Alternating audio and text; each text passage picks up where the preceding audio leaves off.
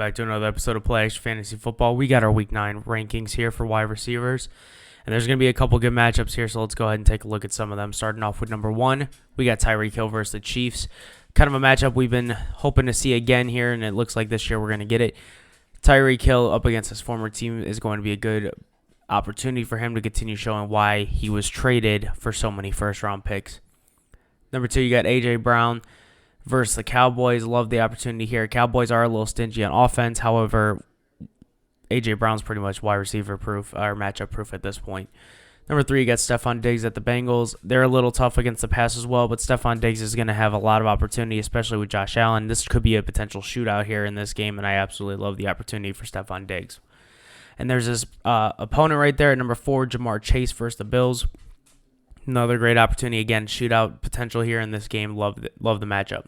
Number 5, you got CeeDee Lamb at the Eagles. Eagles are a little bit near the bottom of the pack when it comes to wide receiver points given up, and CeeDee Lamb definitely showed out last week. I mean, unbelievable against one of the top pass defense teams when it comes to fantasy football points against wide receivers, and 41 points in most leagues, even more. So, number 6, you got Cooper Kupp at the Packers. A little rough for him last week against the Cowboys. Now he does not have Matthew Stafford, it seems like, as of right now. So Cooper Kupp's gonna still get a lot of targets here as per usual. He's going to get a lot of those looks from a guy who has not had a lot of reps. So definitely look for Cooper Kupp to get a lot of targets this week. Number 7, you have Keenan Allen at the Jets. Definitely seems like he's going to continue to get targets left and right. Obviously, he's the number 1 guy for Justin Herbert. Just definitely lock him in at number 7 there. Number 8, you get Devontae Adams versus the Giants. Looks like Jimmy G is finally back on Monday Night Football. He played pretty decent for the most part. We'll end up seeing what happens here. Devontae Adams is going to hopefully continue to ride that wave that he has been on right now, because he's definitely getting more targets and more opportunities now and more looks his way. So at number 9, you got Adam Thielen versus the Colts. I absolutely love the way Adam Thielen has been playing. Definitely didn't have one of the better matchups of his last couple weeks here after a bye week against the Texans, but now he gets the Colts, who give up a good amount of points to Saints wide receivers. Adam Thielen should get a good opportunity here in Week 9.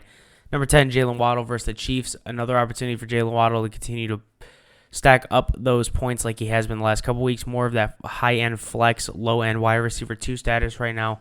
Definitely like Jalen Waddle versus the Chiefs. How about number 11, Chris Olave versus the Bears? Bears have been giving up a good amount of points to the wide receivers, and that's why I like Chris Olave here, especially the way Derek Carr has been playing, whether it's Chris Olave or Michael Thomas. They're both getting the targets, and they're both getting the opportunities. Number 12, George Pickens versus the Chargers here. George Pickens definitely seems to still be the number 1 guy. Now, that might take a little bit of a step back here, but he's still going to get a good amount of targets, and I love the volume here for him versus the Chargers. Obviously, Kenny Pickett has a rib injury, so we'll end up wavering and seeing where that's at as the week goes on here. George Pickens, though, at number 12 for me. Number 13, Mike Evans at the Texans. Baker Mayfield played really well against the Bills in Buffalo. Mike Evans should continue to see a lot of targets going his way, as Baker loves to hit Mike Evans in the field. Number 14 is Puka Nacua at the Packers. Again, a guy who had a rough start last week, or a rough week last week, I should say. But now he's getting an opportunity against the Packers here, who have been struggling a little bit against wide receivers in the last couple weeks. So look for Puka Nacua to have a little bit of a bounce back here, more of a flex wide receiver 2 play. Number 15 is going to be Garrett Wilson versus the Chargers. I love the opportunity for Garrett Wilson here. I like the matchup this week. He didn't hit my top 30 last week because of the matchup. Giants can be a little stingy, and they've been playing a little bit better. They can be a little stingy in that secondary now. And that pass rush, for the most part, came straight at Zach Wilson. So Garrett Wilson, definitely like the opportunity here for him against the Chargers. Number 16 is going to be Michael Pittman Jr. Definitely had one of his better games overall with Gardner Minshew at quarterback, and now he gets an opportunity against the Panthers here. Good matchup for him on the road. Number 17 is going to be Jacoby Myers versus the Giants. Now that Jimmy Garoppolo is back, definitely look for Jacoby Myers to get a lot of the targets out of this offense. Again, you might see a little bit of a step back here for Devontae Adams on the targets. However, let's hope that's not the case here. I don't believe that he's going to just come back and not utilize Devontae Adams, especially with all the stuff that was going on before the injury there. Number 18 is going to be Jordan Addison. This one can be a little tricky here. As we speak, though, there could be an opportunity here during this recording that Jameis Winston is the quarterback for the Vikings in the next day or two. Trade deadline's obviously tomorrow at 4, so we'll keep an eye on that. It's going to be a little bit of an interesting switch up here, but Jordan Addison, with the potential and the upside that he has, he's definitely the second best wide receiver in this draft class as of right now. And he gets the Falcons on the road, so Falcons struggle a little bit.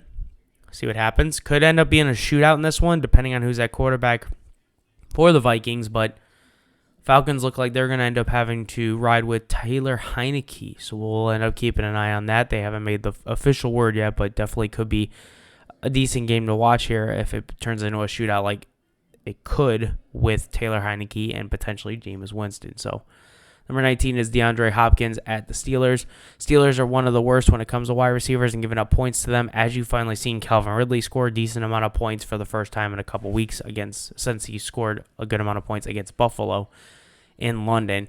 Now the Steelers gave up a good amount to him. So DeAndre Hopkins, after an amazing performance against the Falcons, 2-3 touchdowns, now he gets the Steelers. Love the opportunity. And Will Levis is probably going to end up staying in at quarterback moving into week 9. Number 20 is a little interesting as well. Amari Cooper, definitely, he was on with P.J. Walker, then he wasn't on with P.J. Walker. Then he was on with P.J. Walker again. The issue now is, there's a report out of Cleveland saying that they don't know who the quarterback's going to be, which leads to speculation of trades, and that'll come down to who they trade for. But as of right now, Amari Cooper, he seems to be able to get on open routes, and that allows for the quarterback to be able to try to hit him. And the Browns are going to always try to go for their number one guy and the main targets here. So definitely look for Amari Cooper at number 20 against the terrible Arizona Cardinals.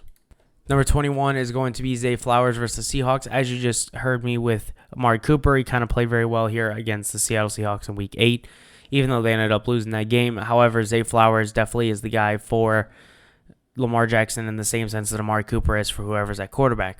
So now there's an opportunity for Zay Flowers to add some numbers to his total points for the year going in for Fantasy Football Week 9 here against Seattle. And it's a home game against Seattle, which is definitely a plus for Zay Flowers. Number 22 is going to be Chris Godwin at the Texans. Good amount of points from Thielen. Now, I don't expect anything other than Chris Godwin and Mike Evans to be able to put a good amount of points up, just like Thielen did against the Texans here in Week 9. 23 is DJ Moore. Definitely took a little bit of a step back ever since Justin Fields has been out for the last couple weeks, but he's still getting targets. He's still getting a good amount of yards. Not a bad flex play if you need somebody in your flex spot. And depending on the matchup like this one against the Saints, they might be behind early just like they were against the Chargers. So look for the potential deep ball or potential passing volume going up here against the Saints here in Week 9, like him at 23. Number 24 is Terry McLaurin at the Patriots. They've been playing a little bit better on defense for the most part, but Terry McLaurin did pretty well against the Eagles here. But he might be taking a little bit of a step back here, but other than that, Terry McLaurin, I like him at number 24 against the Patriots. 25, DK Metcalf at the Ravens. Again, Ravens are one of the ones that are near the bottom of the pack when it comes to points for wide receivers in fantasy football. DK Metcalf should take full advantage of this one here in Week 9. 26, you got Devonta Smith versus the Cowboys. Devonta Smith is going to have a tough matchup overall for the last couple weeks here. Now, he kind of bounced back last week in Week 8. Now another tough matchup. However, that you could see a double team with A.J. Brown. You could see more of an opportunity for Devonta Smith. It's just going to come down to, is he going to get the volume? Because it's going to come down to volume for Devonta Smith. And now you got number 27, Deontay Johnson versus Titans. Definitely a good opportunity here for Deontay Johnson. Definitely had a little bit of a scare again last week as he ended up in the blue medical tent for a little bit there, but came back out with no issue for the most part. So an opportunity against the Titans now. Definitely like the potential for Deontay Johnson. And now that Mitchell Trubisky's in there, now we might see a little bit more volume than George Pickens. However, George Pickens definitely has more of the resume in 2023 so far. Number 28 is going to be Michael Thomas versus the Bears. Another opportunity for another Saints receiver to continue to add points. Michael Thomas is definitely the wide receiver 2 now for the Saints, especially because Derek Carr is fighting Chris Olave more and more as the weeks go on. So look for Michael Thomas to be more of that high-end flex wide receiver 2. He might even be a middle-tier wide receiver 2 for me, depending on who you have in your lineup. Number 29 is going to be T. Higgins versus the Bills. Kind of had a little bit of a decent bounce back considering he's had a couple injuries and a bye week, and now he has a matchup against the Bills where you could see a shootout. I mean, there's so many weapons on the Bengals, it's hard to predict, but T. Higgins over Tyler Boyd, I'd like that against the Bills especially, and it's a home game against the Bills, so T. Higgins should actually put in a good amount of points. And then ending this list is going to be Tyler Lockett. He's going up against the Ravens in Baltimore, and he's going to be number 30. Definitely had a good play potential against Cleveland. had a couple down the field, was able to break some loose for a little bit.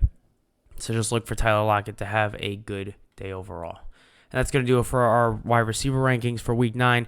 Make sure you like and subscribe. And again, if you can give us any other insight on what you guys want to see or anything of that nature, go ahead and drop it in the comments. Or if you have any issues with the list, go ahead and tell me where your issue is, and we'll talk about it in the comment section. Or better yet, look out for the start sit video and any explanations in that video later in the week. But other than that, you guys have a good one. We'll talk to you later.